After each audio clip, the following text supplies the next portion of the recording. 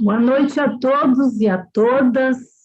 Hoje vamos iniciar nosso evento pedindo um minuto de silêncio pelo falecimento do nosso colega Jorge Lima, ocorrido ontem num trágico acidente. Ele foi presidente da ABAT, Associação Baiana dos Advogados Trabalhistas, e vice da ABRAT, conselheiro da OAB Bahia e um dos incentivadores à criação do Instituto do Direito Desportivo da Bahia. Nossos sinceros aos familiares e aos amigos.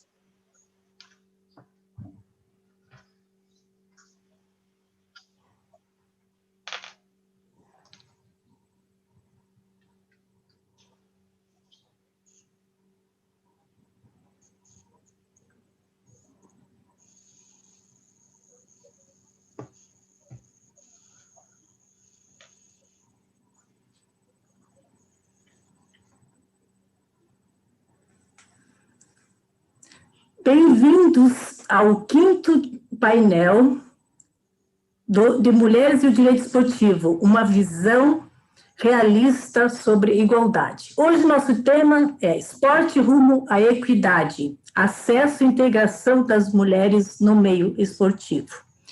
Bem, o nosso evento vai acontecer no seguinte formato, são 10 minutos a cada expositora, né? Depois teremos um tempo para as perguntas e debates, e no final, as considerações finais. Para esse evento, nós contamos com 3 mediadoras.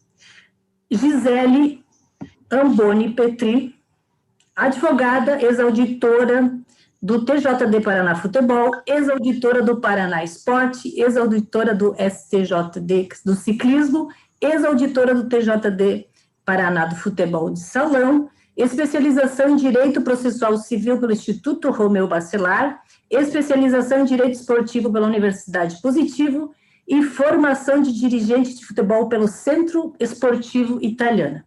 Também temos a Vera Lúcia de Oliveira Podgurski, advogada e membro da Comissão da Mulher Advogada e da Comissão de Igualdade Racial da OAB Paraná, presidente da ABMCJ, Associação Brasileira de Mulheres de Carreira Jurídica, da Comissão do Paraná. E ela é atleta também da Corrida Legal da Caixa de Assistência dos Advogados.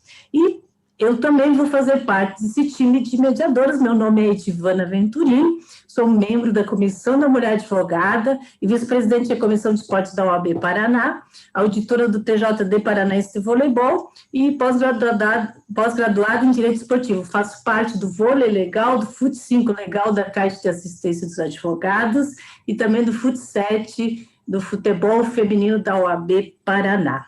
Com isso, vamos iniciar o jogo e já passo a palavra para a Gisele. Gisele, é contigo. Boa noite a todos que nos acompanham nesse webinário, incentivando para que as mulheres atuem, participem mais do meio esportivo. Eu agradeço os nobres colegas da Comissão de Direito Desportivo da OAB Paraná pelo convite a participar desse webinário como mediadora do painel que aborda o esporte rumo à equidade, acesso e integração feminina no meio esportivo. Gostaria ainda de transmitir meus sinceros sentimentos aos meus amigos baianos Milton Jordão e Cristiano Possídio pela perda do colega Dr. Jorge Lima. Assim, sem mais delongas, passamos a iniciar este painel que tenho a honra de apresentar minha colega, doutora Ariana Floriano, a qual conheci atuando no púlpito do Tribunal de Justiça Desportiva do Futebol do Paraná. Essa jovem doutora é a árbitra assistente de futebol, é advogada especializada em direito corporativo e advogada atuante no direito desportivo com ênfase em sustentação oral perante o TJD e STJD do futebol e futsal. Doutora, nos conte um pouquinho sobre a sua integração e a sua experiência no nosso meio esportivo. É contigo.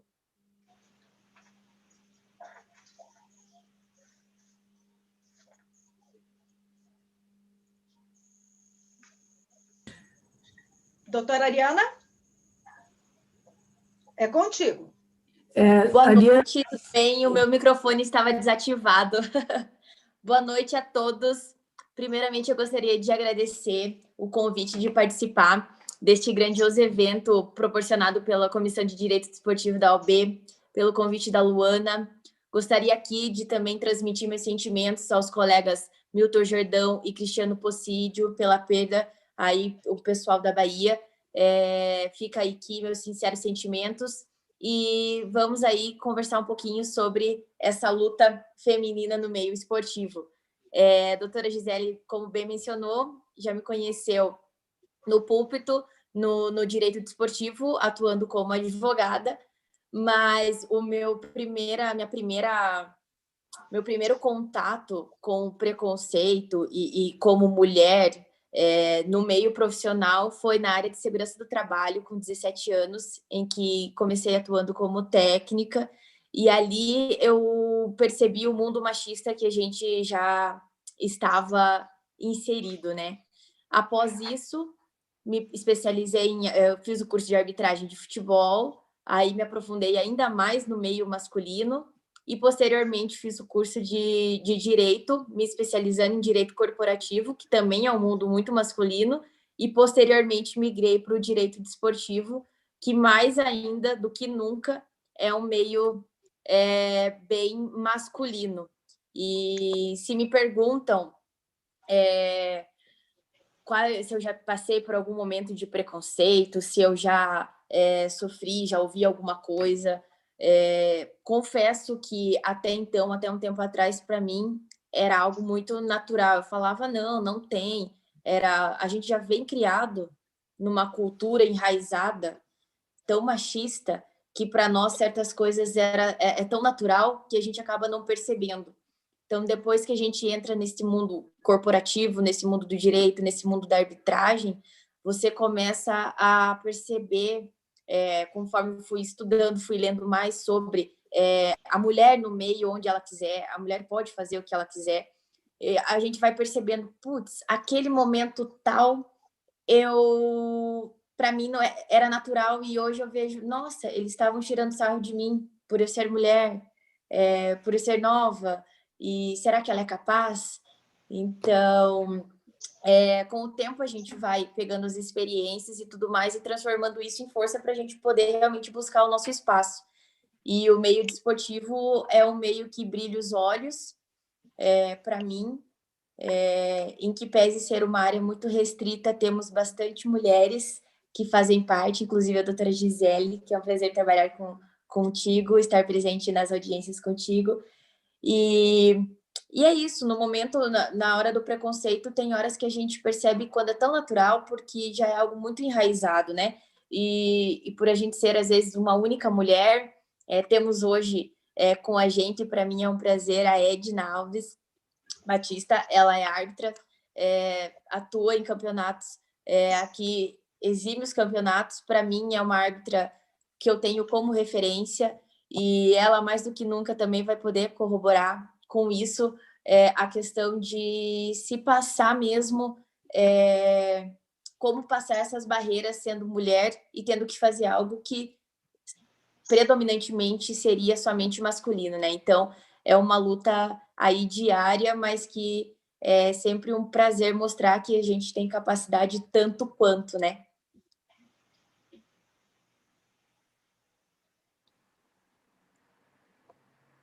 Legal, Ariana, desculpa, muito boa a sua experiência.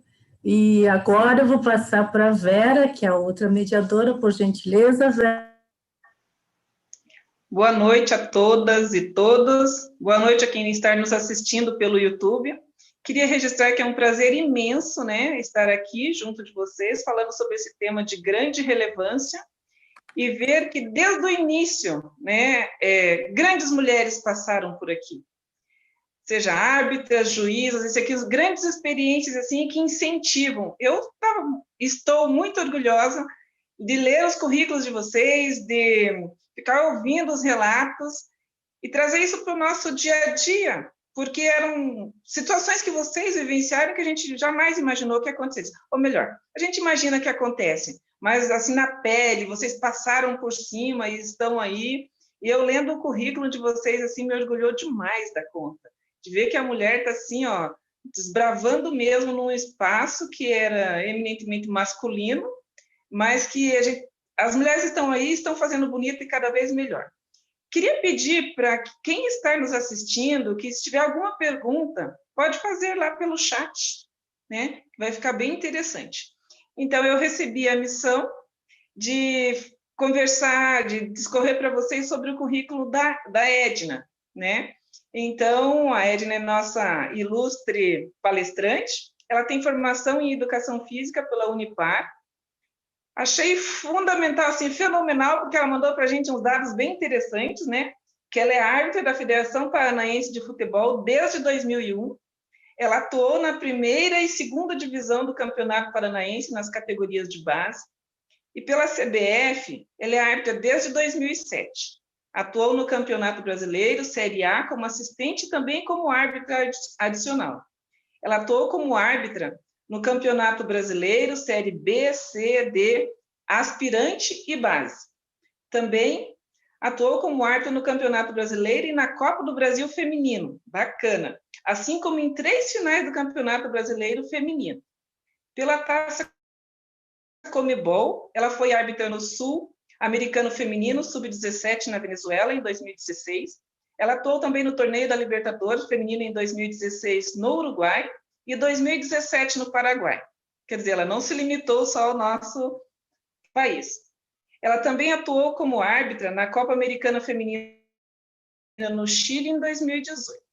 Pela FIFA, ela é árbitra da FIFA desde o ano de 2016. Participou do curso para árbitras, sendo selecionada, né, pré-selecionada para o Mundial em Portugal em 2017. Ela representou o Brasil na arbitragem na Copa Alga Verde de seleções em Portugal em 2017.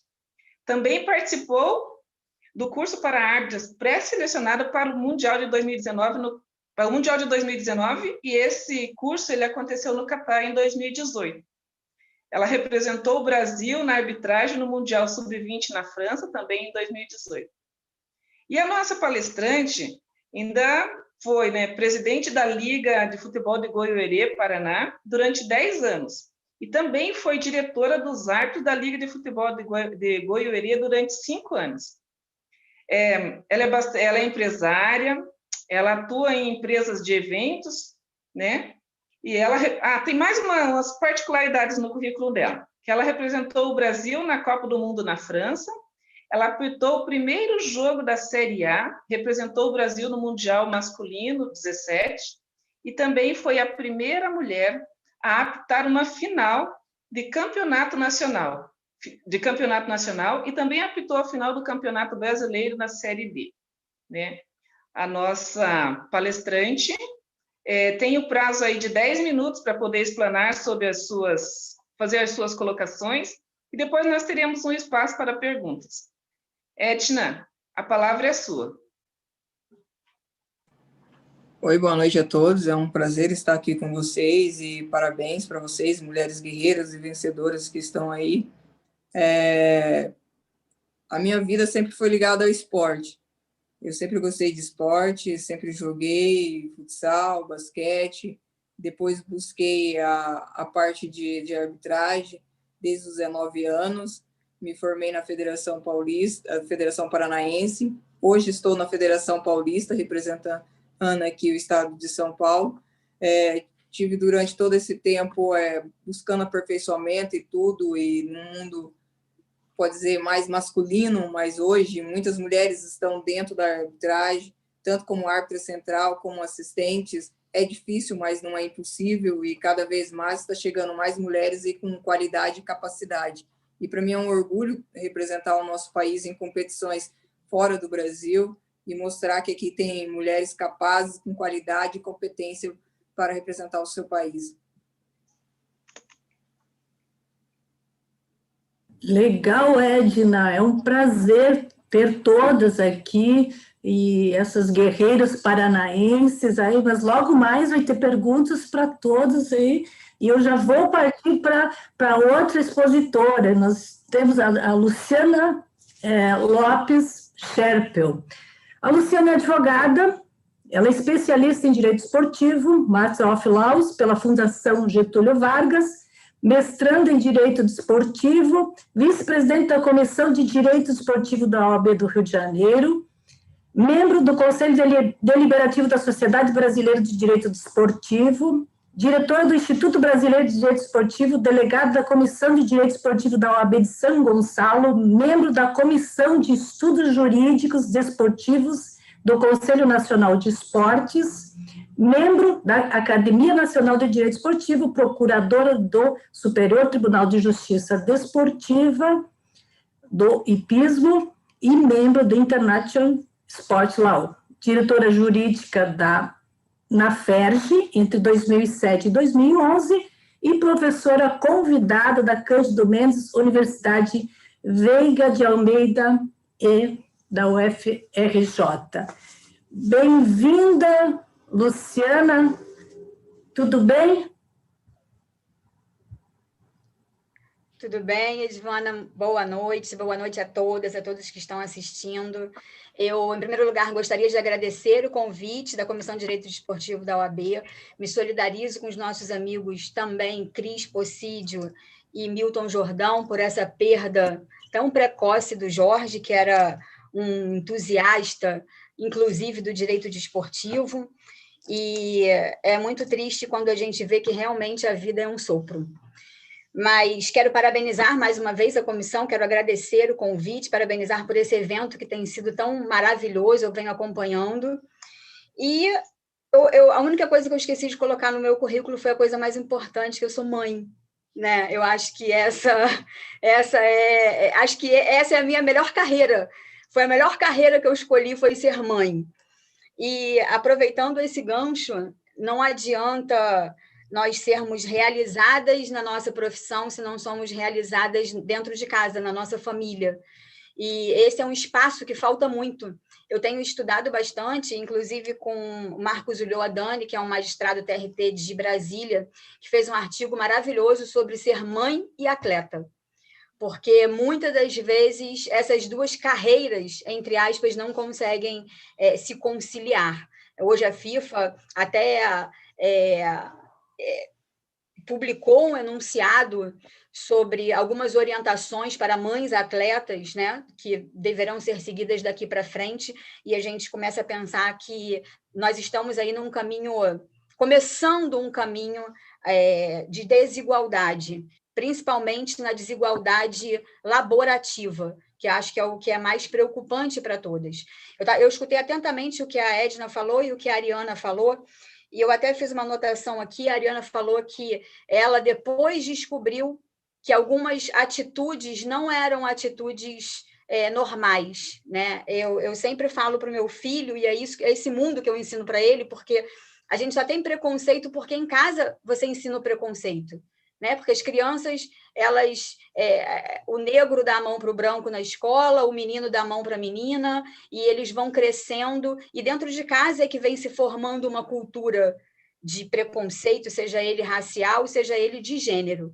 E aí eu estava escutando o que a Ariana falou muito atentamente, e eu sempre falei para o meu filho que algumas atitudes são comuns, porém nunca normais. Não é normal uma mulher ser discriminada em nenhum ambiente, assim como não é normal. Discriminação não é uma coisa normal. É uma coisa comum, mas não é uma coisa normal. E isso é muito, muito, muito cultural. E a gente, hoje, tendo todo esse movimento, não é nem só um movimento feminista, mas tendo todo esse movimento do feminino, né, de crescimento e de ocupação de espaço, isso já mostra o avanço que nós estamos tendo. Ontem eu fiz um comentário na minha rede social, porque sempre me perguntam, eu tenho 20 anos de direito desportivo, especificamente 20 anos de futebol. Então, quando eu comecei no Tribunal de Justiça Desportiva, só tinha mais uma mulher, que era a doutora Anália, que está lá até hoje também. E eu lembro que, sempre que me perguntam, eu lembro de uma história e sempre dou a mesma resposta. Quando eu subia na tribuna para poder falar, alguns advogados, amigos, ou até mesmo alguns auditores falavam, doutora, por favor, seja breve. E eu, sempre com muita firmeza, sempre falei, pode deixar que serei, utilizarei os poucos 10 minutos que o código me dá. Então, eu acho que é uma questão também de posicionamento. Por muitas vezes eu achava assim, falei assim, será que isso é pessoal? Mas eu fui crescendo, amadurecendo e fui vendo que isso era uma questão de gênero mesmo. E mês passado eu pude participar de um convênio que o STJ fez com a ONU Mulheres, porque a gente faz muitos trabalhos em parceria com a ONU Mulheres, e o STJ reativou um projeto chamado Equilibra, para aumentar a quantidade de mulheres no judiciário, em todas as esferas do judiciário. E aí a ministra Carmen Lúcia, do STF, contou uma história que eu lembrei muito da minha, e eu vi mais ainda que não era uma questão pessoal, que é uma questão realmente de gênero. Uma ministra da Suprema Corte Americana perguntou a ela se ela era muito interrompida aqui no Brasil. E ela falou, não, eu não sou interrompida. Eu e a Rosa, se referindo à ministra Rosa Weber, eu e a Rosa não somos interrompidas porque não conseguimos falar. Ou seja, uma ministra do STF sequer tem voz. E foi divulgado pela ONU, pela ONU Mulheres, junto com o Portal J, que é o portal do Judiciário, um dado que é mais assustador ainda. Eles fizeram uma pesquisa em mais de 1.000 processos entre STF e STJ e ficou comprovado que quando a relatoria ela é feminina, é de uma mulher, ela tem 20%, ela tem 20% de... Me fugiu a palavra. Não é de discordância. Ela tem 20% de rejeição, né? De votos contrários. Divergência, pronto. Ela tem 20% de divergência. E esse número aumenta em relação aos homens. E esse número aumenta para 37% de divergência quando vai para o plenário em relação aos homens. Então, quando tem uma mulher relatora, ela tem 20% mais votos divergentes do que um homem quando é relator. E 37% a mais quando está no plenário. E aí, trazendo... Isso é um retrato da nossa sociedade. E o esporte não é diferente, né? Esse painel ele trata do acesso e da integração da mulher no esporte. O acesso da mulher no esporte no Brasil já é complicado. Primeiro que quando você fala em esporte, a primeira imagem que vem na sua cabeça é de um homem. Né? Você fecha o olho e pensa num atleta. Você não fala fecha o olho e pensa numa atleta. Você pensa em um atleta. Né? Num atleta homem. Então, o acesso é difícil porque o esporte não foi desenhado para as mulheres, a gente sabe disso desde lá de Barão de Coubertin. Então, ele foi desenhado para o universo masculino. Então, esse acesso é complicado. As meninas no futebol, o que eu vejo aqui no Rio, por exemplo, elas não têm um vestiário próprio, elas sequer têm uniformes próprios, elas não têm um preparador físico destinado e que tenha isso. A maioria, eu não estou generalizando, alguns clubes até se estruturaram para isso, mas elas não têm alguém que seja capacitado para trabalhar especificamente com mulheres. Então, esse acesso é complicado. E essa integração que o esporte deveria fazer, porque o esporte é um meio de integrar, sejam mulheres, homens, crianças, adultos, idosos, o esporte seja recreativo ou de alto rendimento, ele é um meio de integração. E, na verdade, nós ainda não estamos conseguindo não só a igualdade dos gêneros, mas também nós não estamos conseguindo fazer essa integração e facilitar esse acesso, o que acredito que seja o grande desafio para toda a sociedade e também para políticas públicas devem ser desenhadas para isso. Senão, nós estaremos daqui a 10 anos nesse mesmo painel reclamando das mesmas coisas. Então, eu acho que eu me excedi aqui na minha fala, mas era esse o ponto que eu gostaria de trazer. Não se preocupe, doutora. Esse excesso sempre traz algo de bom para a gente. E aqui o mais interessante de ver que são mulheres que atuam em áreas diferentes, ainda que dentro do esporte, mas atuam. E é isso que a gente precisa e precisa trazer mais, né? Agora eu vou apresentar para vocês a doutora Luísa Cardoso Parreiras. Ela é coordenadora administrativa do futebol feminino do América Futebol Clube. É advogada com especialização em Direito Desportivo, Gestão e Negócios do Esporte. E aluna do curso corporativo de Gestão Técnica no Futebol da Universidade do Futebol. Doutora, como é ser coordenadora administrativa de um time futebolístico? Conte um pouco para a gente qual que é a sua visão, como você chegou lá. Bom, primeiramente, boa noite a todos, né? Agradecer pelo convite. Eu sou a única mineirinha aqui dessa mesa, mas é bom para a gente diversificar um pouquinho. Respondendo a sua pergunta, um grande desafio, na verdade. Eu venho da carreira jurídica, né, da advocacia, 10 anos de formada, trabalhando desde o início aí após formada em escritório de advocacia, né? Tive experiências em tribunais e órgãos públicos apenas como estagiária. Desde quando me formei, a minha certeza realmente era que eu queria advogar. E comecei minha carreira na advocacia empresarial consultiva, fiz especialização em processo civil, porque foi realmente a matéria que eu mais me identifiquei desde o início, principalmente advogando. Então, muita demanda contenciosa dentro, né, dessa área empresarial consultiva, mas sempre com aquela vontade de poder trabalhar com o que realmente eu sempre amei, que é o esporte, né? Esporte da minha vida desde pequena, não só como fã de esporte, mas também como praticante. E quando fui fazer vestibular, ficou aquela dúvida, né? Se eu ia para a área da educação física ou se eu ia buscar algo na carreira jurídica pensando no futuro. Como a gente sempre, acredito que várias pessoas aqui passaram por esse desafio de muito nova ter que decidir o que seguir em carreira profissional. E então, na advocacia, não imaginava, eu nunca nem passava pela minha cabeça realmente mudar de área, buscar uma nova especialização, ou até, quem sabe, mudar de empresa, e acabei por decidindo arriscar. Foi realmente uma tentativa, me especializar no direito desportivo, não querendo abandonar a advocacia, até porque hoje, por mais que eu não atue diretamente, é algo que eu gosto do direito, gosto do conhecimento jurídico, acho que isso é importante para todo mundo.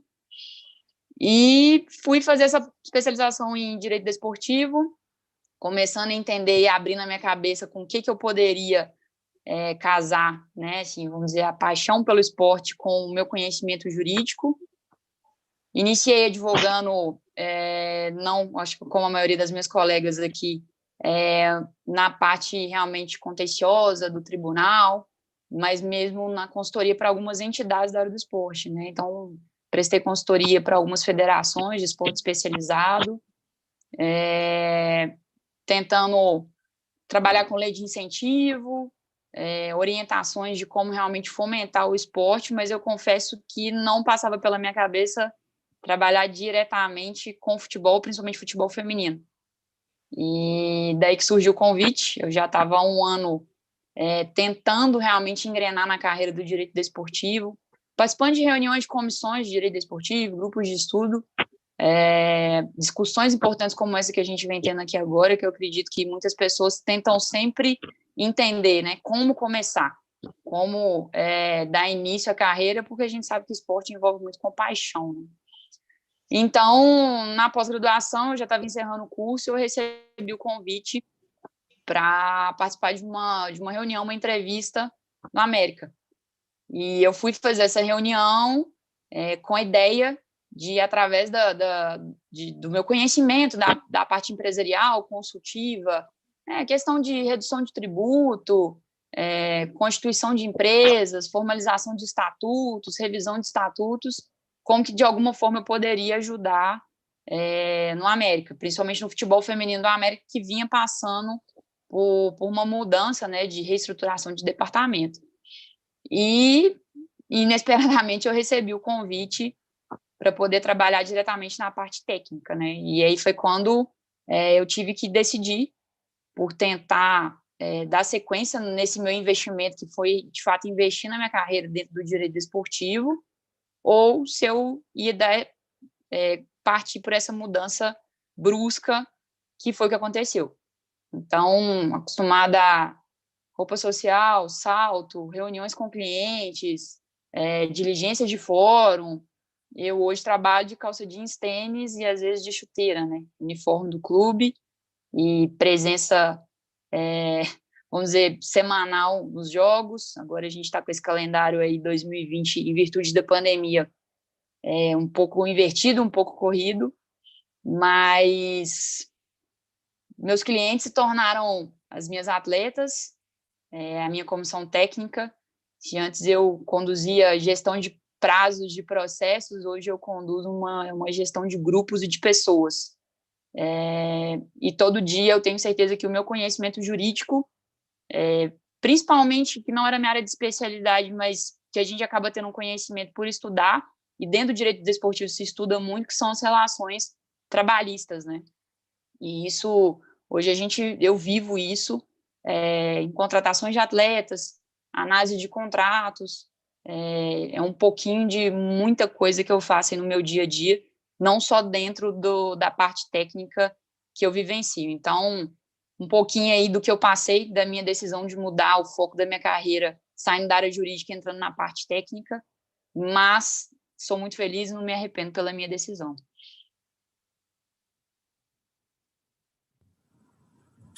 Legal, Luísa.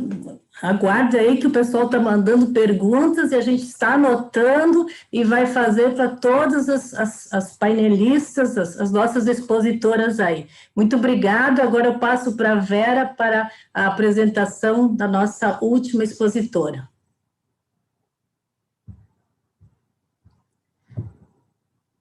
Vera, você precisa ligar o microfone. Está sem áudio, Vera.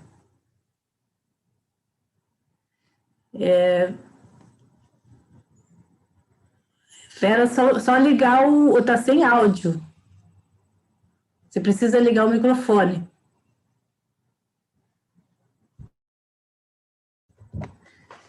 Acho que ela não está conseguindo, então eu vou seguir aqui e vou apresentar a Vandressa Ferreira. Ela é treinadora da equipe principal de futebol feminino do Clube Atlético Paranaense, proprietária da academia Entre Elas, ex-treinadora da equipe de futebol feminino, sub-17, no Novo Mundo Futebol Clube, ex-coordenador de esportes do Paraná Clube, ex-supervisora de futebol no Paraná Clube. Vandressa, é contigo agora. Boa noite, meninas. Boa noite a todas, a todos que estão nos assistindo. Primeiro, agradecer o convite, né, e estar aqui falando nesse evento grandioso e estar ouvindo, né, todas vocês e mulheres com histórias em departamentos diferentes, mas com muitas semelhanças, né, e acredito que todas vocês são mulheres inspiradoras para outras mulheres que também estão nos ouvindo. Acompanhei o evento outros dias e é um prazer imenso estar ouvindo sempre, né, essas histórias que elas se encaixam muito com o que nós já passamos em vários momentos da nossa vida, né. Estava ouvindo também atentamente a doutora Luciana, a doutora Ariana, e aqui refletindo o quanto nossas histórias são parecidas, né. Eu sou formada em Educação Física, sou pós-graduada em Futebol e Futsal, e sou uma apaixonada pelo esporte, sempre fui, desde os meus 7 anos de idade, né, e desde então sou ex-atleta, né, joguei os 3 futs, que eu costumo dizer, né, o futsal, o fut7 e o futebol de campo, e desde muito nova, desde os meus 7 anos, inserida no meio esportivo, né, no meio teoricamente masculinizado, mas com muita alegria e muita paixão, né? Porque eu acho que se algo nós temos em comum aqui é a paixão pelo que nós fazemos, né? E desde então, né, sempre segui a minha carreira como atleta, porém eu nunca deixei de lado e sempre procurei muito, desde muito cedo, desde muito nova, ficou muito claro para mim o quanto eu queria trabalhar com o esporte, o quanto era a minha paixão. E, né, eu tenho 35 anos, hoje o futebol feminino se encontra num outro cenário, né, encontra-se numa crescente, né, uma grande evolução, mas alguns anos atrás essa não era a nossa realidade, né, algumas meninas aqui acabaram comentando, né, da dificuldade de uniformes, a dificuldade de campos, né, e ainda existe isso, infelizmente, tem melhorado, mas a gente encontra esse cenário. Mas eu sempre tentei conciliar a minha carreira de atleta com a minha carreira profissional. E uma das coisas que me levava muito a isso é não saber a certeza do futebol feminino na época, né? Então, os projetos se iniciavam, durava um ano, chegava fim do ano, a gente falava, será que ele procede? Será que ele tem continuidade o ano que vem? E essa incerteza sempre me fez muito, sou de Curitiba, sou daqui, mas sempre tive muito que estar estudando, estar jogando, sendo atleta e trabalhando e conciliar, e é uma dificuldade, né? Não é uma facilidade, né? Não é algo tão simples assim, e sempre procurei isso, né? E há pouco tempo, né, eu parei de jogar, sofri umas 3 lesões, mas hoje eu sou muito grata e não tenho dúvidas da minha escolha, né? Porque essas escolhas me faz hoje ser uma técnica e ter, assim, talvez uma realidade diferente de ter sido atleta, de ter, talvez, assim, entender um pouco melhor o que cada menina passa, o que cada menina precisa, porque eu passei muito isso, eu vivenciei isso, né? Então, eu acho que isso me traz bagagem, me dá suporte para ajudar essas meninas que hoje são minhas atletas e ajudar, e talvez em alguns suportes que eu não tive, né? E eu não vou dizer que eu não tive porque eram homens que me auxiliavam, não, mas é porque falta de conhecimento, porque eu digo que o perfil feminino é um perfil diferente e a gente tem que saber lidar, e talvez isso que vocês relatam, meninas, é a sensibilidade, talvez, dos homens e talvez saber lidar com as mulheres nesse meio esportivo, né? E a doutora Luciana falou muito bem, e a doutora Ariana também, e a gente demora a perceber que algumas atitudes não são normais, né? A gente demora, né? A gente começa a pensar, mas será que é pessoal, né? Mas será que eu fiz algo? Por que eu não consigo falar tanto, né? Mas depois a gente vai vendo que alguns ambientes são machistas e eu não sei se nós podemos dizer que é culpa deles, porque talvez eles nunca foram inseridos e é algo muito novo, mas e eu digo muito assim que é uma luta diária, né? E eu digo desde muito nova, né? Desde de querer jogar, né? De falar para os meus pais e para todos, não, eu quero jogar futebol, eu vou jogar futebol, é o que eu gosto, e sempre a gente rompendo barreiras e dizendo que pode, provando. Mas eu acredito muito, meninas, que essas situações apenas nos fortalecem, e não ao contrário, nos fortalece a ser melhor, a vir melhor, e eu fico muito feliz em ver esse evento e ver o quanto isso tem mudado, e acredito que vai melhorar cada vez mais, mas é uma quebra de paradigma, e eu vejo muito pelas meninas lá do clube, né, o quanto a gente representa várias outras mulheres que talvez não tiveram a mesma oportunidade que nós temos aqui, voz de falar por várias outras, né? Então, eu chego no clube e eu entro no vestiário, entro na cozinha, e o quanto elas olham para mim e falam, eu torço muito por você, eu torço muito por essas meninas, eu tenho certeza que vocês já ouviram isso de muitas outras mulheres. Então, assim, o quanto a importância de nós mulheres, não só nas nossas áreas, mas o quanto a gente representa uma nação por trás de nós, que talvez não tenha a mesma oportunidade, não tenha a mesma voz que nós estamos tendo aqui hoje, né? Então, assim, não é só entre nós, é uma luta entre várias outras mulheres. E eu passo isso muito para as meninas, passo isso para as atletas também, e falo, meninas, vocês não representam só o clube, vocês não representam só o futebol feminino, vocês representam uma série de mulheres que admiram vocês, e sabem um pouco da luta que é, né? Mas eu vou falar um pouquinho rapidamente, para não me alongar muito, do Atlético Paranaense, e que é um clube formidável, e onde eu sempre fui inserida como uma treinadora mulher, mas apenas como vista como uma treinadora, e ser inserida em todos os processos onde os treinadores homens estavam. Então, esse é um ambiente diferente, talvez, né? Eu não sei como funcionam os outros clubes, mas eu fico muito lisonjeada por isso, em estar compartilhando ideias com outros treinadores, e eu acho que é isso que a gente precisa, não só no futebol feminino, mas em todas as áreas, né? É essa integração cada vez maior, e estar inserindo cada vez as mulheres com a mesma força, com o mesmo poder.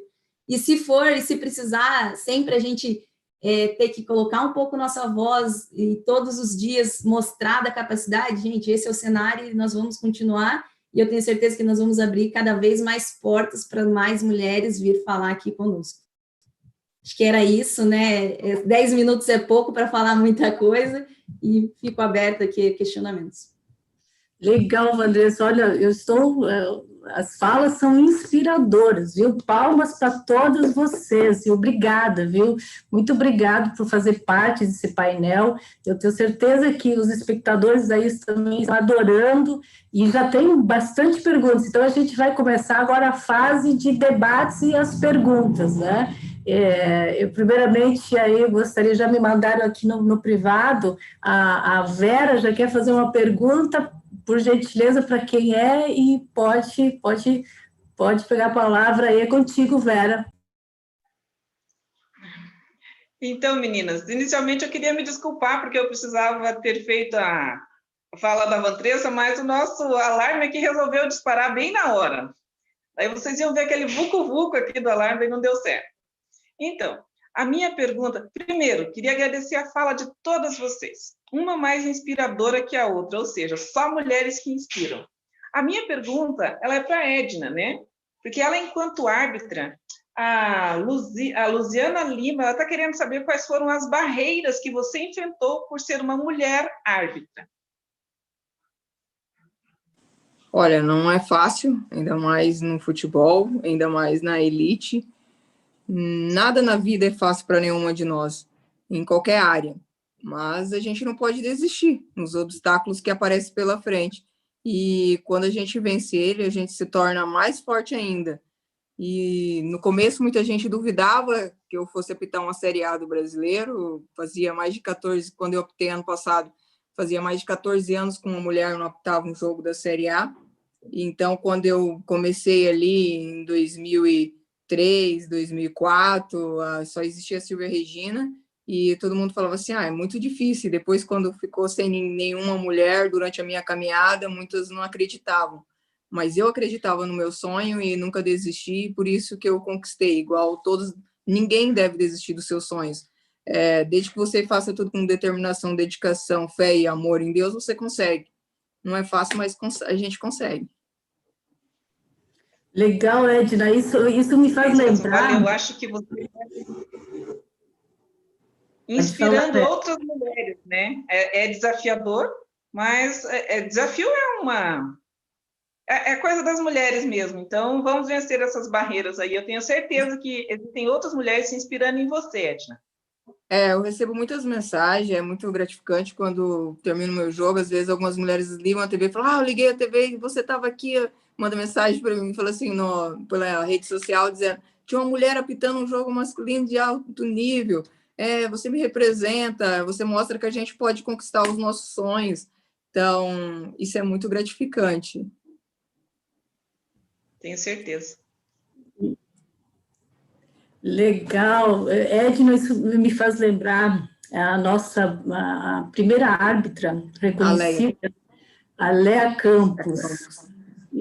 Olha, isso agora me veio essa lembrança, e é muito assim, interessante os mais jovens aí conhecer a história da Léa Campos, né? Sim. É a primeira árbitra profissional do mundo, né? Então veja a importância dessa mulher brasileira, né? Que começou jogando com uma bola de pano, né? E quem é do interior sabe que às vezes assim, começa a jogar com uma bola de pano, né? E aí depois foi presa por jogar futebol, né? Aí para o reconhecimento do diploma dela, ela teve que pedir lá para o Médici. E aí o Médici mandou uma carta lá para o João Avelange, porque ele dizia que mulher não era para estar em campo, seja árbitra, seja jogando futebol, seja de qualquer forma. Então, veio nessa lembrança, e aí ela tem um livro até que se chama As Regras Podem Ser Quebradas, só que está em espanhol, na verdade. Mas, assim, e tomara, assim, que nós, mulheres, não sejamos invisibilizadas, né? E a gente quer ficar na história. Tem muitas mulheres atletas que ficaram invisibilizadas. Assim, eu tenho até anotado aqui algumas só para aproveitar essa tua fala e dizer, por exemplo, de uma velocista chamada Melânia Luz, lá em 1948, a primeira negra a compor uma delegação brasileira. Então, veja, e aí vem depois, eu tenho vários aqui, Wanda Santos, a Aida Santos, a Helenice Rodrigues, enfim, de todas as modalidades. Então, acho que a importância de que a gente reconheça essas mulheres, entende? Muito obrigada. E agora eu vou passar para a Gisele, quer fazer a pergunta?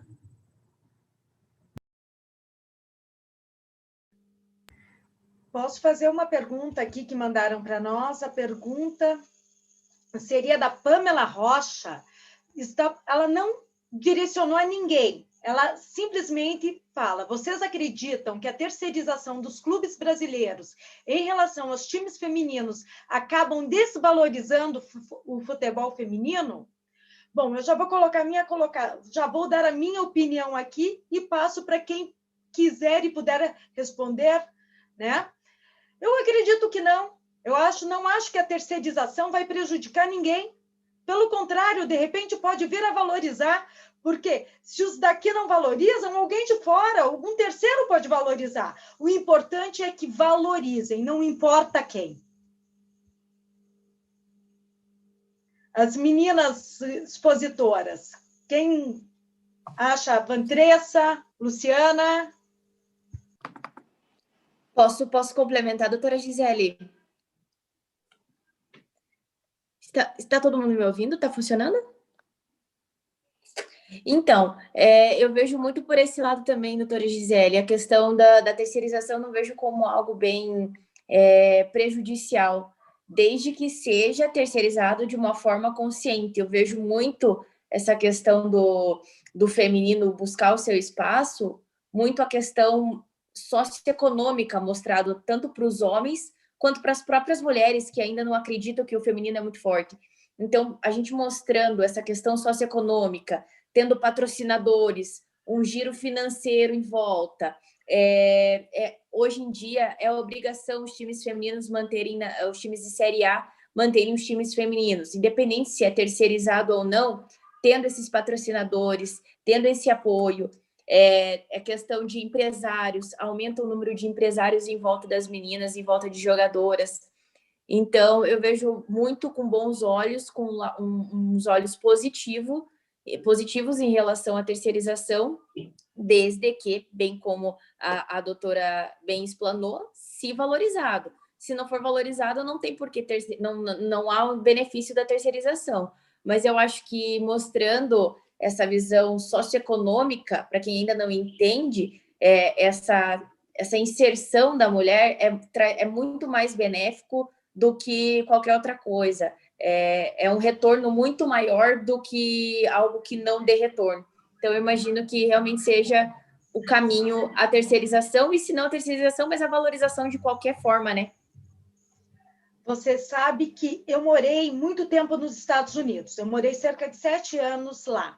E lá o futebol feminino é muito mais valorizado do que o masculino. Aliás, O feminino lá é forte, o feminino tem profissionais de verdade e capacitado. O masculino não, o masculino é como você vê uma pelada aqui em qualquer praça que a gente vai, aqui em Curitiba mesmo, ou no bairro ali, criança jogando. Então, por isso que eu acho interessante, de repente, alguém de lá que vem, que já valoriza o futebol feminino e venha para ajudar, para agregar. Isso é interessante. Doutora Luísa, quer complementar? Está com o microfone ligado, depois eu complemento. Só fazer uma contribuição aqui, concordo um pouco aí com a doutora Ariana expôs, eu só acho que talvez foi a forma encontrada para que a gente pudesse dar esse empurrãozinho aí na modalidade, né? Já que discute-se muito essa questão da obrigatoriedade da FIFA, se isso foi bem recepcionado ou não pelos clubes aqui no Brasil. Fato é que, querendo ou não, a modalidade está aí, né? E ela vem sendo agora enxergada com algum retorno, seja retorno de mídia, seja retorno de representatividade, seja um retorno técnico, que a gente tem evoluído muito, e através até de estudos da própria CBF, das categorias de base, investimento nos profissionais, eu falo profissionais dentro de campo e fora de campo, né, a retaguarda que a gente tem aí do staff, né, das equipes, isso só agrega, isso só valoriza. Então, a partir do momento que os clubes e as entidades passam a ver a modalidade, não mais em relação a uma obrigatoriedade da FIFA, e que, de fato, ela pode caminhar por pernas próprias dentro dos clubes, a gente passa para um outro patamar, né? Então, talvez a terceirização foi uma forma, vamos assim dizer, terceirização, né?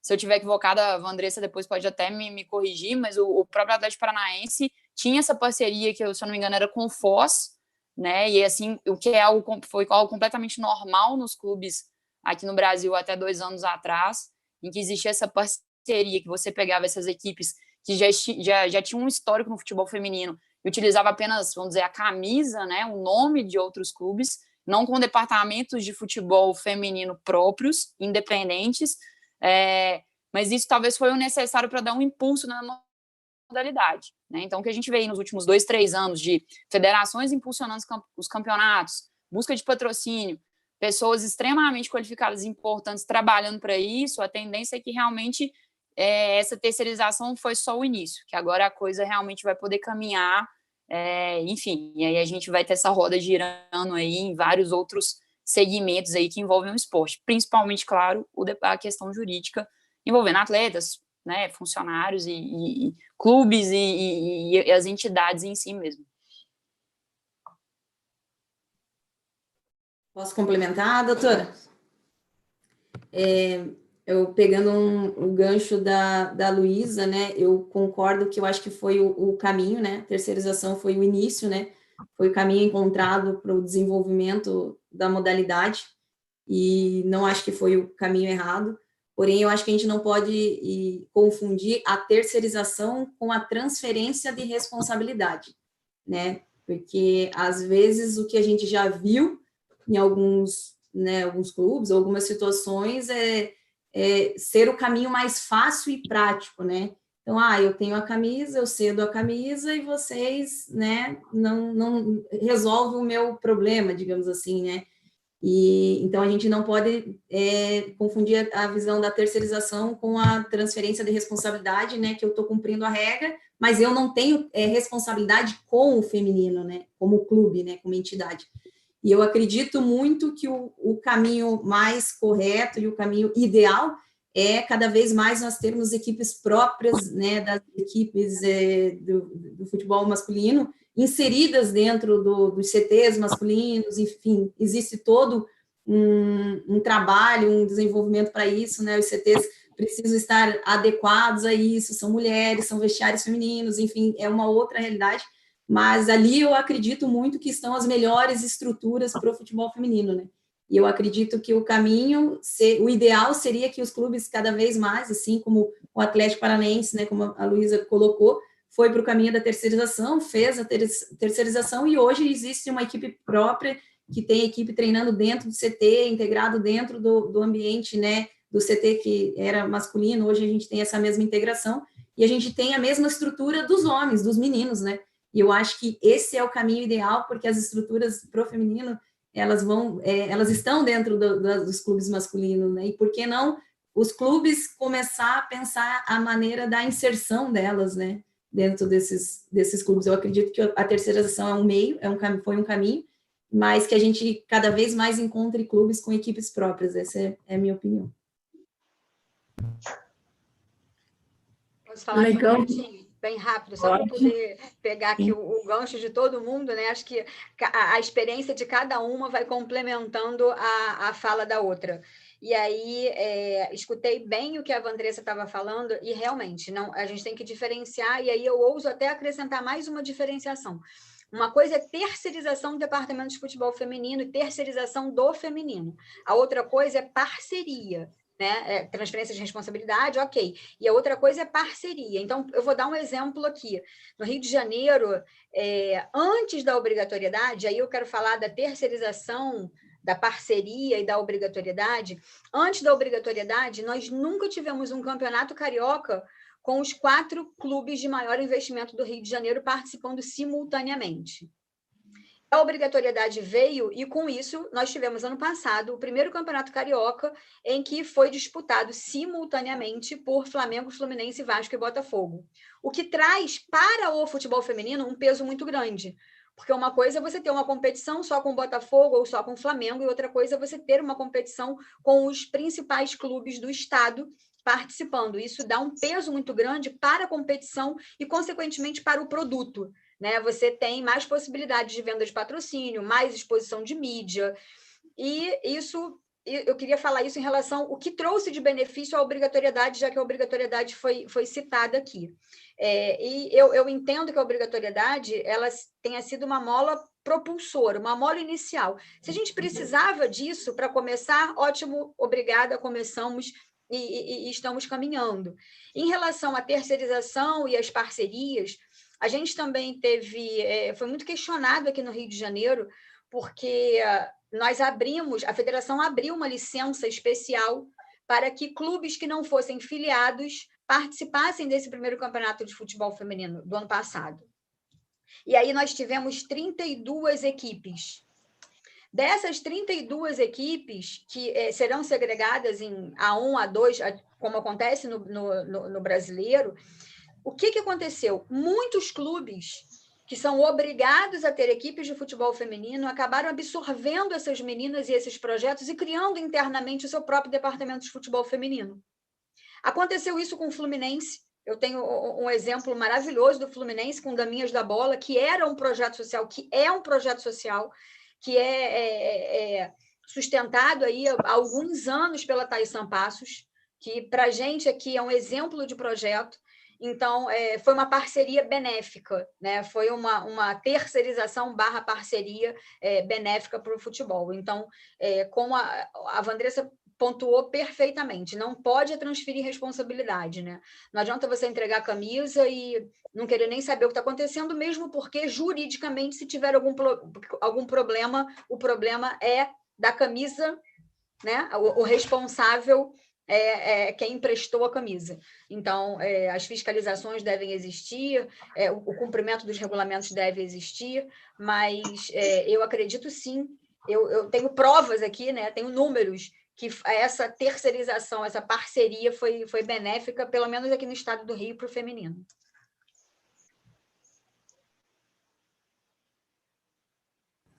Vera, pode perguntar.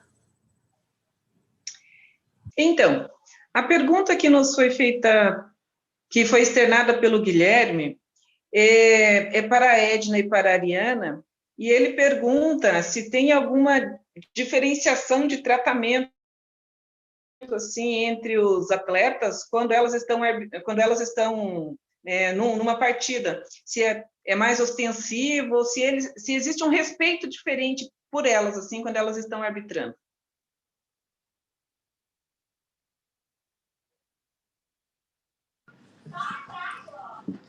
Quem fala primeiro? Pode falar, Edna. O respeito, graças a Deus, o respeito é mútuo, tanto do meu lado como do lado deles, tanto no masculino como no feminino. Eu acho que, graças a Deus, nunca passei por nenhuma situação. Às vezes tem coisas que acontecem que é do futebol, porque ali é uma adrenalina muito grande, e envolve 3 pontos cada jogo, então algumas coisas que é normal do futebol, mas nada que me chateie, nada que seja fora da minha área de profissão. Entendi, obrigada.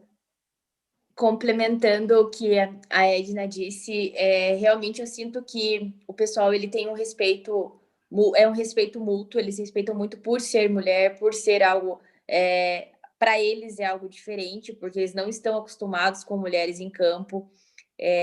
Quanto aos clubes, né, quanto aos jogadores, esse respeito eu sinto que é bem tranquilo. É mais a questão, a torcida, principalmente a torcida até feminina, eu ouço muito, se erra, nossa, tinha que ser mulher, errou, né? Se acerta alguma coisa, se acerta algum lance, algum impedimento, algum lance muito complicado, fica todo mundo espantado. Uau, é mulher, acertou, nossa. Como se não fosse inerente da nossa profissão tentar ao máximo acertar todos os lances possíveis. Mas eu sinto mais essa questão assim do preconceito até das próprias mulheres que vão ao campo, que vão aos estádios, que vão acompanhar e que por ego, não se sabe lá o porquê do motivo, acabam querendo denegrir a imagem da mulher ali trabalhando. Eu, direto na bandeira, eu ouço realmente as mulheres falando, nossa, o que está fazendo aqui? E falam palavras de baixo calão. Mas, assim, a questão do respeito dentro de campo é bem mútuo mesmo.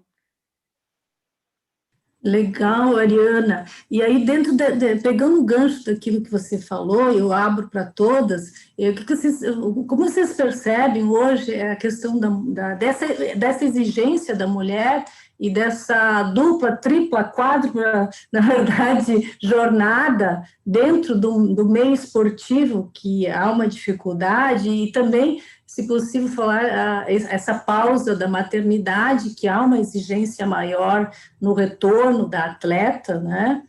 E também a questão assim da infraestrutura que os clubes, enfim, poderia se ter uma infraestrutura melhor para as mulheres. O que vocês acham de tudo isso? Eu abro essa pergunta para quem quiser emitir opinião.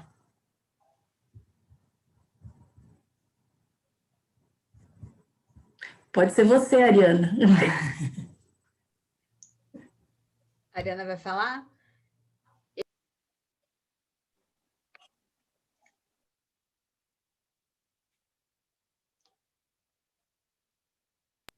Eu já falei aqui um pouco da obrigatoriedade, e em relação à maternidade, eu acho que deve ser desenvolvida uma política de proteção à mulher atleta. Isso é o que eu imagino, né? Porque, assim como aconteceu com a licença maternidade, que foi conquistada anos depois pelas mulheres que trabalham fora do meio desportivo, né, que não são atletas, a mesma coisa deve acontecer para as atletas que não têm hoje qualquer proteção. Legal. Alguém mais quer emitir opinião aí? Contribuindo um pouquinho aqui, um pouco que a doutora Luciana expôs, eu passo um pouco disso na prática, né? Situações em que a gente vê que atletas questionam, perguntam, têm interesse em entender. A gente, uma vez, fez uma atividade no clube, levamos uma atleta com experiência internacional, foi um período de intertemporada, então ela estava de férias no Brasil, levamos ela ao treino para poder dar o depoimento dela, né, assim, quanto carreira profissional, os desafios que já tinham passado, e foi perguntado a essa atleta, né, como é vista a maternidade fora do Brasil, a maternidade da mulher atleta. E ali a gente percebe, né, que existe essa grande dúvida, né, investir na carreira profissional, qual seria o momento certo, se a maternidade ela vai interferir no desempenho, né? Não só na parte técnica, mas num retorno. Se para um atleta, né, vamos dizer, para um homem, a lesão é vista ali como um grande problema, eu percebo que às vezes a maternidade traz um pouco, né, desse receio. E falando por mim também, né, vou dizer a vocês que é 90% do meu tempo dedicado a essa rotina. E aí quando a gente para pensar, quando tudo isso se encaixa, né, quando a doutora Luciana falou um pouquinho do currículo dela aí, ela ressaltou muito bem que ela também é mãe, né? Então, a gente, às vezes, faz parte do nosso desafio, viver do esporte. É maçante exatamente por isso, porque, às vezes, o lazer da maioria das pessoas é o nosso trabalho. A gente vive, a gente está trabalhando enquanto alguns estão ali desfrutando do que o esporte proporciona, e em horários diversos, em dias diversos, viagens, competições, planejamentos, organizações, e acaba que esses momentos ficam, né, nem sempre ali como prioridade. Então, existe também, sim, eu falo por mim, dando aqui a minha opinião, existe esse receio. E aí, eu vou parar quando? Eu vou investir? Eu vou querer? E quando eu voltar? Como isso vai ser visto dentro de um clube? Porque uma coisa é você estar trabalhando exclusivamente numa parte administrativa, uma coisa é você estar ali vivendo, né? Você vive de competições, você vive do dia a dia com atletas e com outras pessoas em funções técnicas, e a sua ausência ali vai fazer muita falta, né? Não que ninguém é substituível, mas e aí, quando eu voltar? Quando eu, né, retornar da licença maternidade, como que eu vou ser recepcionado? Então, a minha opinião é que sim, é algo que não só para mulher atleta, mas eu acho que como nós, mulheres que trabalhamos diretamente com o esporte, acaba sendo sim algo a se pensar e um desafio para a gente aí. Vou complementar aqui essa questão da maternidade, vou complementar com um exemplo prático, né? Eu tenho 2 atletas que são mães, né, no elenco, e é uma realidade que a gente precisa estar preparada, né, e precisa estar ciente que é uma situação diferente, né, dos homens, né, e aí a gente se pergunta até que ponto, né, as pessoas envolvidas, os departamentos estão preparadas para essa situação também, né, tanto da mãe, da atleta que já é mãe, e a atleta que pode, né, entrar no período de gestação, né, nesse momento, né. Então, assim, eu acho que, eu falo novamente, né, que o feminino são situações muito peculiares, né, e essas questões têm que estar cada vez mais sendo debatidas e discutidas, porque eu tenho certeza que, assim, eu compartilho um pouco do que a Luísa fala, né, e eu ainda não sou mãe, eu tenho 35 anos e eu reflito da mesma questão, qual momento que cabe, né? Onde que eu insiro, né? Qual momento eu vou parar? Ah, mas eu preciso me dedicar à minha carreira, né? E a gente sempre tá, não, eu preciso fazer isso agora, e a gente sempre tá, né, se questionando em relação a isso. E isso vem muito com as incertezas, né? Ah, mas eu sou mulher, eu preciso provar todos os dias ali, não posso perder meu espaço quando eu voltar.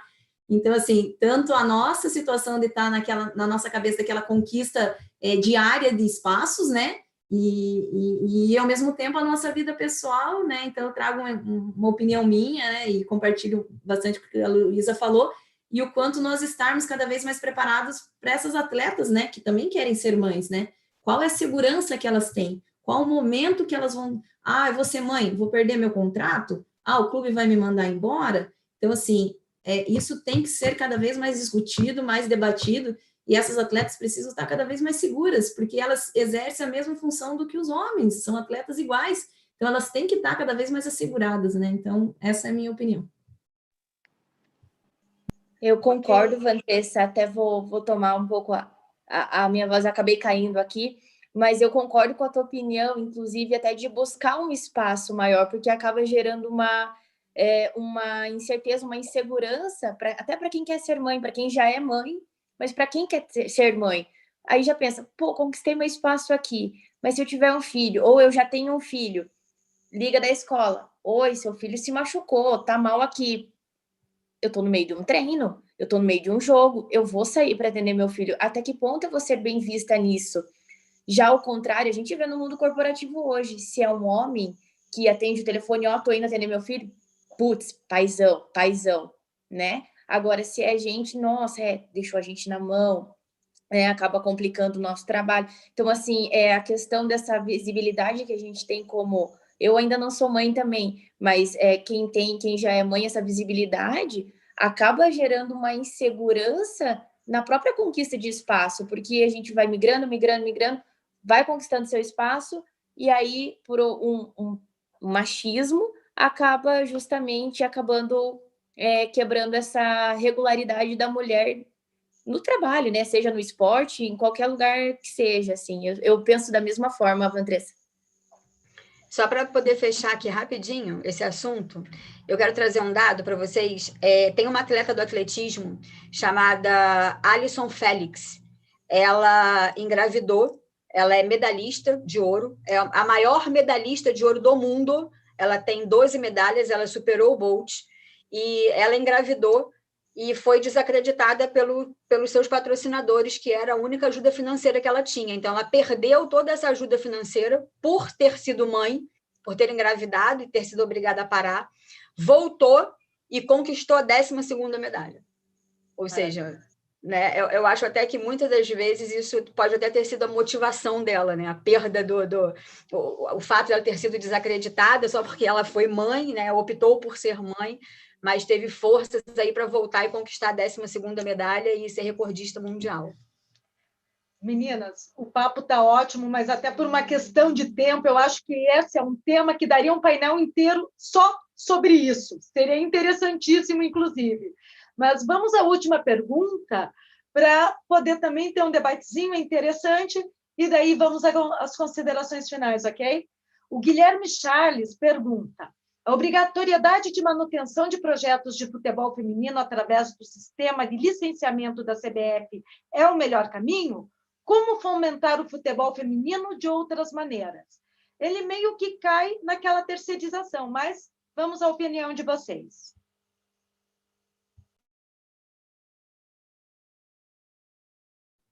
Vou começar, então, porque eu estou sempre parando. Vou começar falando primeiro. Acho que a terceirização... ele está falando da obrigatoriedade do licenciamento, quando a CBF obriga os clubes da Série A e da Série B que eles tenham equipe de futebol feminino para poder participar de suas competições. Foi o que nós falamos no começo.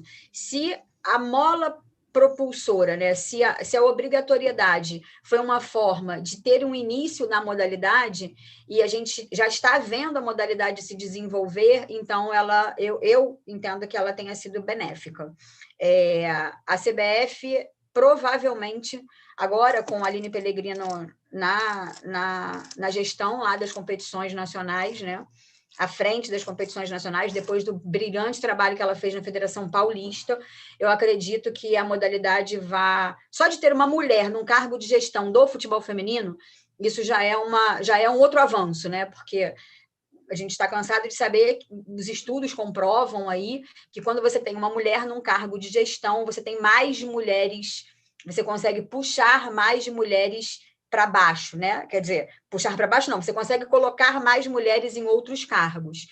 E aí eu acredito que muitas novidades acontecerão, e essa obrigatoriedade, eu vi também que alguém perguntou se era só do adulto ou da base, também é da base, e aqui no Rio de Janeiro nós também temos essa obrigatoriedade.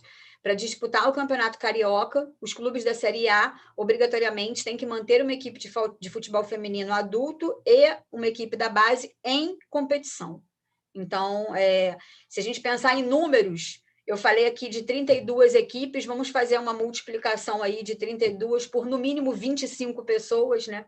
25 atletas, olha a quantidade de empregos diretos e indiretos que não foram gerados em função dessa obrigatoriedade.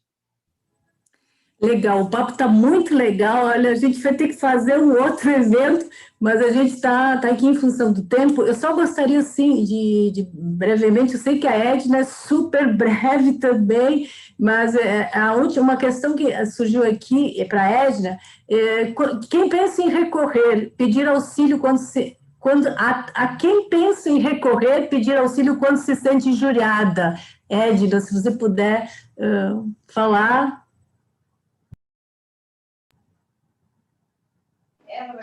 Não entendi a pergunta, desculpa que eu estava...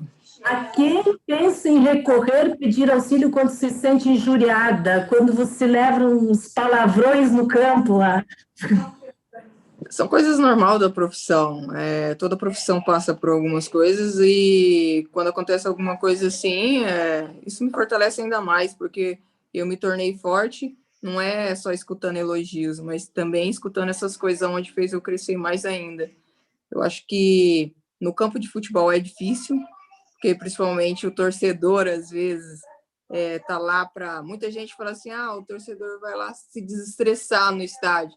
Na verdade, essas pessoas que fazem isso, começam a xingar, a confusão dentro dos estádios, são pessoas que não conseguem resolver seus problemas pessoais, e aí chega no estádio e começa a querer extravasar e, de alguma maneira, ofender as pessoas, xingar ou brigar. Essas pessoas têm que se manter longe do futebol e do esporte. Quiser já aproveitar e fazer as considerações finais, a gente, assim, de imediato, eu quero agradecer todas pelo esse evento, pela colaboração. Eu vou abrir espaço para as considerações finais e, assim, desejar sorte para todo mundo. Até eu ia ler aqui a frase da Marta, ia falar sobre o Barack Obama, da frase que a gente precisa de paridade, na verdade, no esporte, mas eu deixo a vocês, que são as estrelas da noite, a fazer as considerações finais.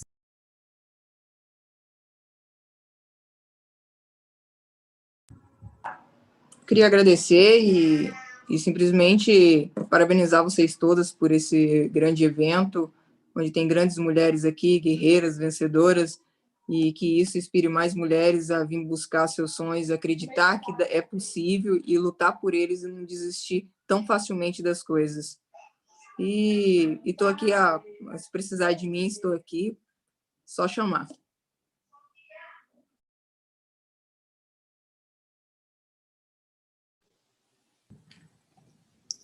Bom, posso fazer as minhas considerações aqui também?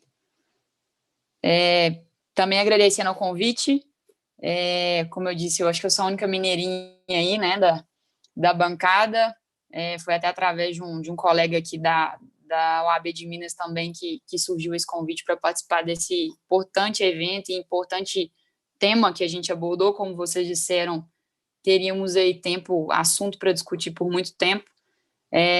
Mas a mensagem também que eu deixo um pouco é isso. Eu acho que para pessoas competentes e dedicadas, como nós mulheres somos, existe mercado, existe espaço, e ganhar o nosso espaço por competência. Acho que é o mais importante para a gente ter em mente e correr atrás, trabalhar com o que de fato a gente gosta e o que nos faz bem.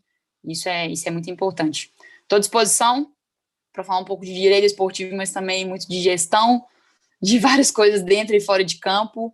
Mas é isso. Obrigada pelo convite aí. Um abraço para todo mundo e boa sorte a todos.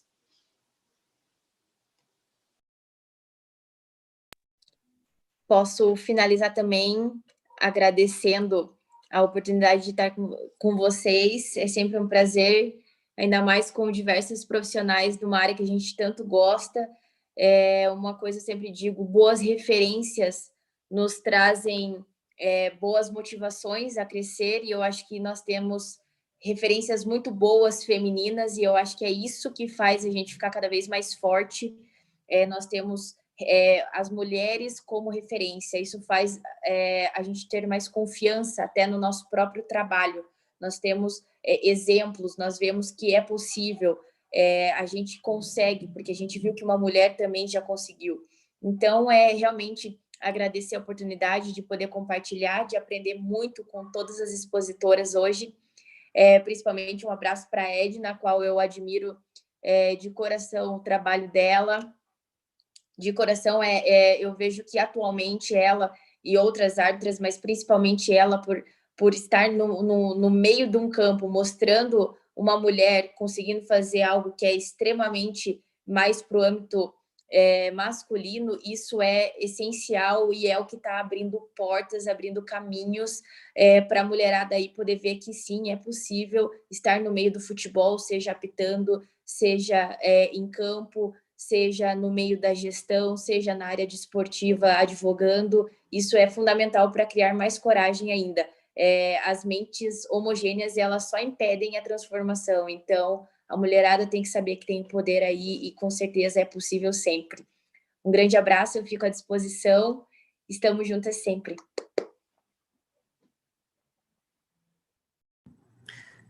Gisele. Posso agradecer? Sim, Vanessa. Eu gostaria de agradecer a oportunidade, né, estar conversando e não só conversando, debatendo assuntos que eu gosto muito e muito relevante, mas em estar conhecendo, né, melhor cada uma de vocês e a história de cada uma de vocês. E volto a dizer, né, cada história é inspiradora, não só entre nós aqui, mas entre outras mulheres. E dar os parabéns para todas vocês, né, cada uma em sua área, e dizer, né, reiterar o quanto é possível, né, com muita garra, determinação e coragem, né, e seguir em frente, e muito bem como a Luísa colocou, com competência, né, que a gente tem que conquistar nossos espaços com competência, né, e isso cada uma de vocês, na fala de vocês, a gente ouve e demonstra isso, e eu tenho certeza que inspira outras mulheres que também estejam pensando, será que eu sigo essa luta, né? Então, minha mensagem é para que sempre siga, as barreiras existem sim, mas para quem tem coragem e coragem de enfrentar, você consegue abrir caminhos e ter sucesso. Então, obrigada, boa noite, sigo à disposição aqui. Meninas, mulheres, profissionais, o respeito deve ser sempre mútuo, por simplesmente sermos humanas. Somos humanas. Devemos sempre nos posicionar, ter o nosso direito, o nosso lugar. Não esqueçam que aqueles que nos discriminam, qualquer um, homem, mulher, criança, qualquer um, eles fazem isso porque eles têm medo da nossa capacidade, da nossa superioridade intelectual. É só por isso. Então, muito obrigada por estar com vocês, por ver histórias tão lindas e pessoas que acreditam principalmente em si mesmo e vão em frente.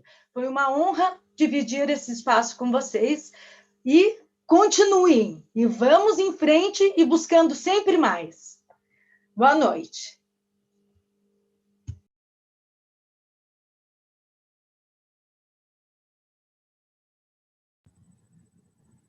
Vera?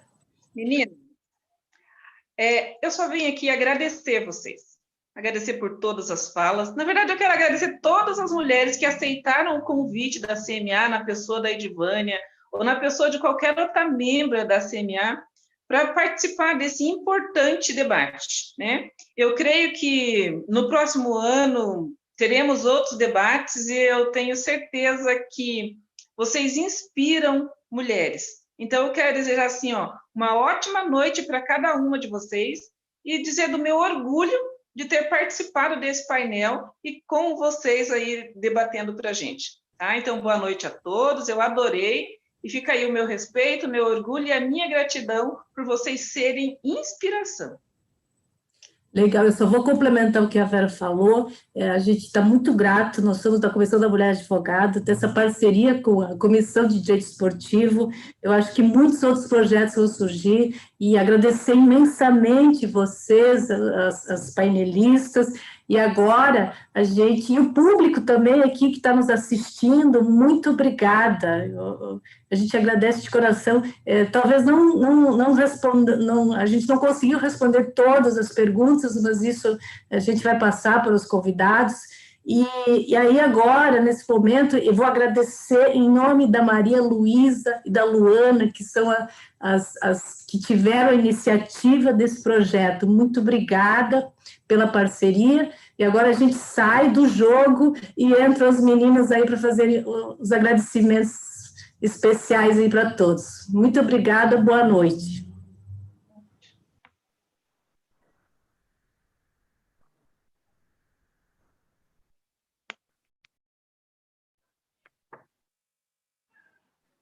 Boa noite, pessoal, tudo bem? Estamos aí de volta nesse evento grandioso. Na verdade, a gente vai fazer umas considerações finais, mas nós temos ainda um painel que segue a partir agora às 8h30, que ele vai começar só um pouquinho mais tarde. nós vamos fazer já os agradecimentos finais para não perder até essa oportunidade de agradecer a todas as pessoas que participaram desse evento conosco nessas 3 noites, né? Está sendo, assim, muito importante, nós temos levantado questões aqui muito importantes dentro do esporte, mas não só no esporte, mas para a vida, que era algo que a gente discute muito, a questão do feminismo, das oportunidades que são lançadas para as mulheres, de como nós somos tratadas profissionalmente, mas também trouxe muita coisa negativa, que era muita coisa negativa, mas o nosso objetivo era trazer também coisas positivas. Eu acho que foi mais o que nós trouxemos. Tentamos trazer diversidade de assuntos, diversidade de painelistas, pessoas totalmente diferentes, porque esse que é o objetivo, esse é o universo do esporte, na minha concepção, como uma pessoa que sempre joguei bola, sempre corri, sempre andei de bicicleta, sempre fui meio que uma moleca, né, entre aspas, como seria dito. O futebol, o esporte sempre foi paixão, então a gente vem aqui hoje, assim, levantando várias bandeiras, a gente levantou assuntos de extrema importância, como a valorização das profissionais, inclusive, o respeito dessas profissionais, principalmente pelas histórias que elas trouxeram, né? E também pelas nossas lutas, né? Desde questões de violência, que já sofremos e que ainda encaramos todos os dias, por sermos mulheres dentro do esporte. E também, assim, a gente tem uma ideia de que pode não ser algo que vá mudar, mas ainda assim é uma semente que nós estamos tentando plantar. Não é um evento de uma vez só, nosso objetivo é trazer muito mais daqui para frente, e eu sei que a Luísa já abraça isso comigo, que foi minha parceira, te agradeço muito, aquilo que eu sempre falei, nós estivemos em sintonia, tanto com a Comissão de Direito Esportivo, quanto a CMA mesmo, que nos ajudou muito com a organização, com as mediações, com tudo, as convidadas. Também agradeço muito por todas terem aceitado, né, assim, o nosso convite e participado, trazendo suas histórias e todo o conteúdo que nós trouxemos aqui para vocês. E eu queria só deixar uma última mensagem que eu li, assim, que eu acho que representa muito esse nosso evento, que é da Wangari Maathai. Ela, na verdade, ela diz assim, que quando plantamos árvores, nós plantamos as sementes de paz e esperança. Eu acho que hoje nós plantamos, assim, uma semente para uma mudança muito grande, porque nosso objetivo é não ficar só aqui, né? A gente tem mais coisas pela frente que vão surgir, nosso objetivo é fazer uma carta que foi conversada, inclusive, lá no primeiro dia, e é isso, eu só tenho a agradecer a todos vocês pela participação até agora. Boa noite a todos. Estão me ouvindo bem? Obrigada, Luana. Luana que foi minha parceira nisso tudo aqui, né? Não só ela, óbvio, mas assim, foi uma grande parceira, até quando a gente recebeu esse convite, né? A Comissão de Direito Esportivo que nos fez esse convite. Eu agradeço também em nome do presidente Lucas. A gente não tinha noção da dimensão que esse evento ia tomar. E hoje a gente viu, assim, o alcance que tivemos com tudo isso, é muito gratificante. Então, eu agradeço também a todas as mulheres que fazem parte da Comissão de Direito Esportivo da OAB Paraná, que nos abraçaram e abraçaram esse evento com toda a garra. Eu agradeço também ao Guilherme Charles, ao Alberto, que participaram de toda a programação com a gente no backstage ali, mas sempre estiveram junto, aguentando, do pessoal da informática, o Gustavo, o Jonas e o Elton, que sem eles acho que nada disso teria acontecido. Obrigada também a todas as mulheres que participaram, cada uma dando sua contribuição, saindo um pouco das suas rotinas para estarem aqui, mostrarem suas experiências e também suas aspirações de vida, né, no esporte. Eu agradeço muito a Comissão da Mulher Advogada da OAB Paraná, agradecimento que eu faço em nome da presidente Mariana e também da Edivana, que colaborou demais para esse evento. E não posso deixar de agradecer aos nossos apoiadores, porque sem eles não sei se isso poderia ser possível. Até vou abrir aqui para ler, porque são muitos. A NDD Jovem, o IBDD, o Instituto de Direito Desportivo da Bahia, a Comissão de Direito Desportivo do Sergipe, o Instituto Ibero-Americano de Direito Desportivo, o Lei em Campo e aos clubes Curitiba, Atlético Paranaense e Paraná Clube. Então, assim, sem me alongar demais, né, como eu acabei fazendo nos outros dias, porque a gente está aqui falando e acaba se empolgando, como diz a Luana, eu quero agradecer a presença de todos vocês também que participaram com a gente, fazendo comentários, perguntas que foram essenciais